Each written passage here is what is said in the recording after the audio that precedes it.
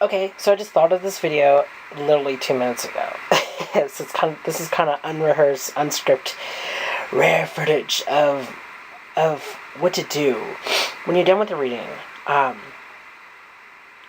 Before, if I'm reading for someone else, if I'm reading to face to face, in person reading, I usually like to ask, are you okay with this reading? Is there any cards that you see here that doesn't make sense? Is there anything I need to clarify? Is there a card that you want to look into a little more? And usually, if they do say yes, I usually pull up from pull a card out and lay it out, with that card and talk a little more about that. Because usually when someone gets a reading from me, I like to make sure that they understand everything that I'm actually telling them, and actually when they leave, they feel like they actually got, information, and they actually got what they need, from me. Instead of like, oh, have a good day, and just shuffle the cards back and everything, and just, oh, please, goodbye. You might come across, I call these linger people. Linger people are when people actually say, oh, this card didn't make sense to me. Can you pull a card out and check it out? Then they talk about, oh, that kind of made sense, and then they talk forever with it, and then they ask for another card.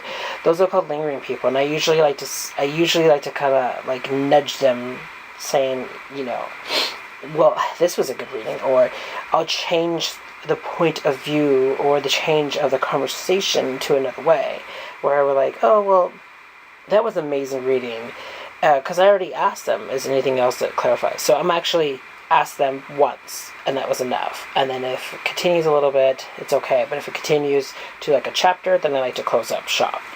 Because, this is called lingering. They rather have a conversation than a reading, And it's actually a good thing, for a reader, for newbies, especially new readers, to actually do a reading and have a conversation over it and talk about it, because it's building up your skills. Not only that, it builds, relationship with your client, be it stranger or family or friend. So that's kind of a plus. But if you're getting paid by let's say, for instance, you're getting paid by the hour, if someone's doing that, then I would suggest to say, hey, we're coming up to, an hour and a half. I might have to, charge you a little more if you want to continue with this reading, or do you want to close shop? That would be a really good way to explain. Or if you're not paid by the hour and you're paid for just per reading, and you have quite a few bookings afterwards, again, a nudge would be a good thing. So let's say you're done with the reading, the person's done.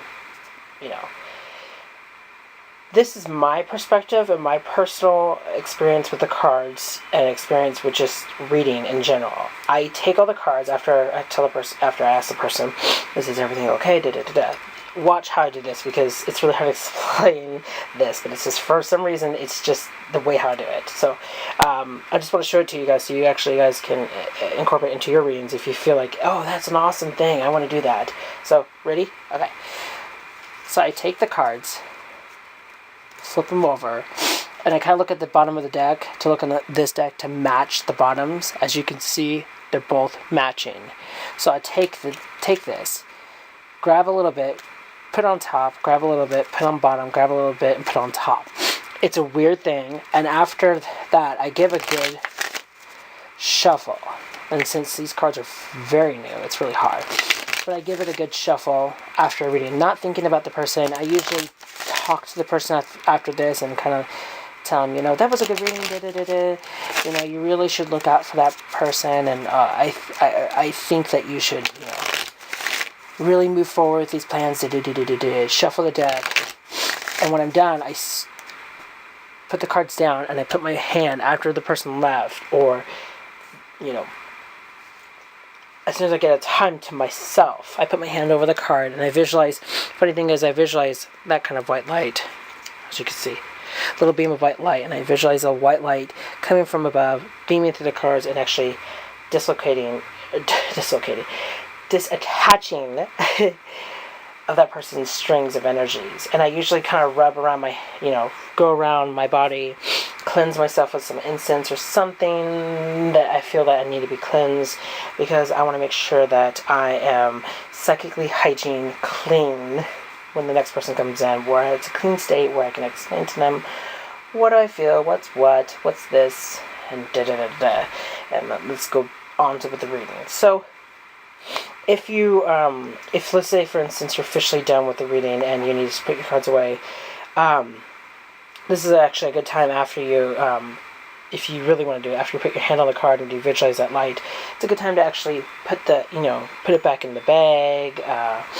It's good to have a little bit of stones, with it to put in the bag, kind of like charge it up.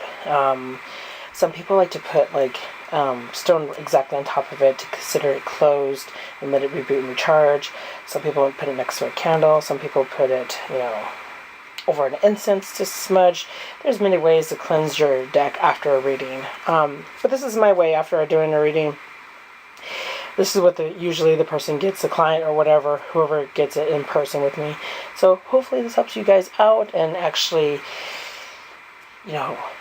inspire you to figure out your own rituals. So if you have any, rituals, or if you have anything that you do after a reading, leave your comments down below. I would love to hear from you guys. Till then, blessed be.